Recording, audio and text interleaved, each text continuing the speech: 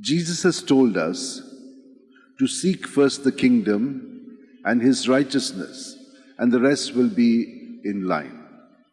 How will we do it? The first reading is telling us, and especially the Psalm, if your sons will forsake the law, if they refuse to walk as I decree, and if ever they violate my statutes, not remembering to keep the commandments, then I will surely hit them with the rod, and I will scourge them because of their guilt.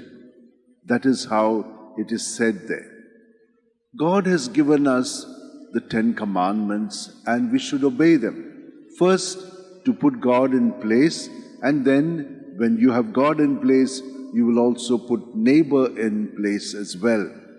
So if you love God with all your heart, with all your mind, with all your strength, with all your energy, then you will love your neighbor also as yourself. It is said that way. So my dear sisters and brothers, what do we see the people of Israel do? They were His chosen people. I have made a promise with my chosen one.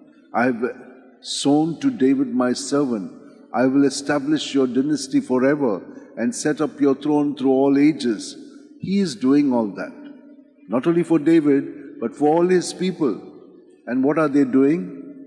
We see that Josiah, he is the king. And Josiah was the priest, and his son was Zechariah. What happens? They have not been good to Zechariah. Why? Because they have abandoned the law, they have gone after idols and worshipping rods. That's what it is said. They have given up the living God and gone after that. So he warns them. He says, if you do this, then you are surely going to call upon yourself a lot of punishment. And that's exactly what happens. They kill him, but then the Assyrians come and they destroy Jerusalem and Judah. That was the people of God. And what happens? They are taken, and even the king is left there and he is dying. What happens? His own officials come and kill him. This is what happens in the world. But if you keep the Lord's commandment, something like that might even happen to you, but you're not afraid because you're not worried about this. You know how Father Stan Sami, he was fighting for the people, for the right cause, keeping the laws of the Lord, seeing that his neighbors are, taken care of, a people whom he was sent to. The country did not, treat him well. Our government did not do the right thing. We all know this. And yet, what do we see? God has now given him the Nobel Prize. He is acknowledged for his fight for the rights of the people of God. And that's what it is. So don't be worried about what you are to eat, what you are to drink, of the body and about life. God is taking care of it. What should our focus be? On God. And how can we be focused on God? As I've always told you, be present to Him. Before you go to bed, surrender everything that has happened to you through the day. Don't keep it in you, keep it in God, and it's a better investment. Once you keep it in God, God takes away all the rubbish and He gives us all that is good. And through the night, He works in us, puts us right, and by morning, if we just come back to Him with this renewed self and remain united to Him, through the day, we will have no problems. Whatever is coming to our thoughts and feelings of the past, whatever is regurgitating, we'll keep it in Him. And we will be set free. That's how we can live our day always with Him, keeping His laws and commandments. That's what Mark and Marcelian, they too, who were twins, did that.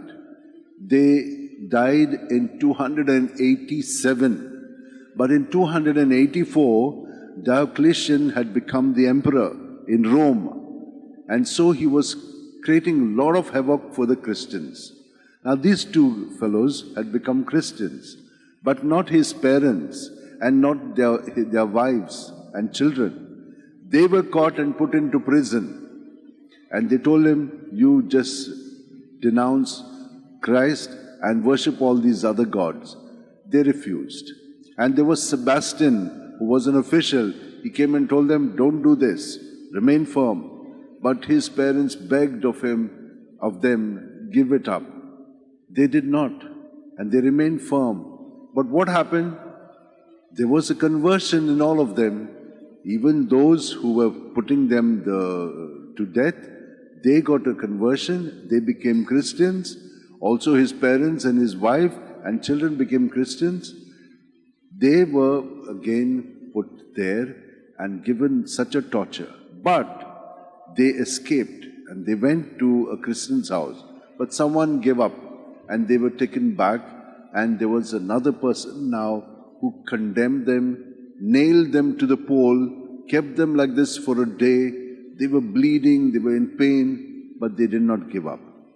The next day, they lanced them. They threw the lances on them and killed them. That's how they died. But they never gave up. They remained faithful to the Lord. Who gave them the courage? The Lord Himself. And who gives us courage? The Lord Himself, because He is dwelling in us and He is our strength. So let us remain firm in Him, and this Mass, as He comes into us, He will give us all the strength that we need. Hold your hands, place them in your lap, keep your back straight, close your eyes, and for a minute, let us be present to the intimate presence of Jesus in us at every breath. He fills us from our toes right up to our head, not only in our body, but also in our mind, emotions, and spirit. And surrender everything in you to Him as you breathe out. Breathe it all, empty it all out in Jesus' name till your breath is completely squeezed out of your body. Then the next breath fills you with His goodness. Have that experience, and you will be renewed, strengthened, just like Zachariah was, or Mark and Marsilian, and all those who died. Lord, thank you for all of these examples and for your word, and may all of us here also have that deep experience of your presence in us.